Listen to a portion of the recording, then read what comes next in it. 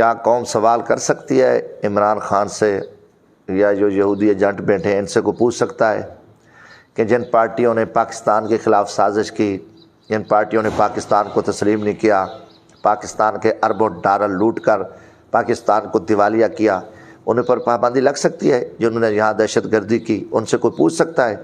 میں سوال کرتا ہوں ارباب اختیار سے، کیا محمود اچکزئی اور اسفندیار ولی نے آج تک پاکستان کو تسلیم نہیں کیا؟ کیا آپ میں اخلاقی جرت ہے؟ آپ ان پہ ہاتھ ڈال سکتے ہو؟ کیا ایم کیو ایم نے ہزاروں لوگوں کو قتل کیا؟ کتنے سیکورٹی فورسز کے جوان شہید ہوئے؟ کیا آپ میں اخلاقی جرت ہے؟ ان پہ ہاتھ ڈال سکتے ہو؟ کیا نواز شریف اور زرداری نے پاکستان کے قومی راز امریکن کو، انڈیا کو، اسرائیل کو نہیں دیے؟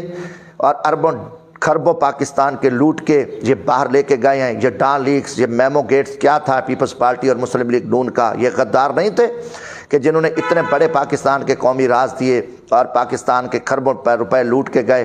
تو کیا یہ مجرم نہیں ہے؟ ہاں، کیونکہ عمران خان، کیونکہ یہ سارے یہودی ایجنٹ ہیں، یہ امریکہ اور اسرائیل کے کتے ہیں، یہ مودی کے کتے ہیں جو پاکستان کے دشمن اور غدار جماعتیں ہیں۔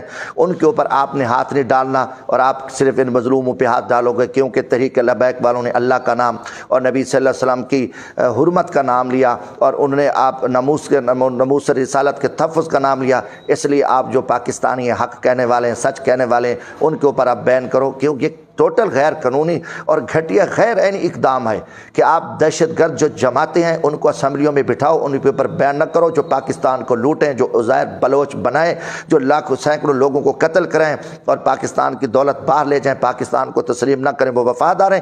یہ گھٹیا پن ہے حکومت پاکستان کا، اور پوری پاکستانی قوم جو اہل ایمان ہے عمران نیازی کی حکومت پہ لعنت کر رہی ہے، اور ہم پاکستان عوامی راج پارٹی پرزور مذمت کرتی ہے کہ تحریک لبیک کے ساتھ مذاکرات کریں اور تحریک لبیک کے امیر سعد حسین رضوی صاحب کو رہا کریں، ان کے کارکنوں کو رہا کریں، اور پاکستان کو جو امن کی طرف لے کے جائیں۔ اس معاہدے کو حکومت وقت نے توڑا ہے، اس کی ذمہ داری جو جلاؤ گھراؤ جتنے نقصانات ہوئے اس کا ذمہ دار عمران نیازی ہے۔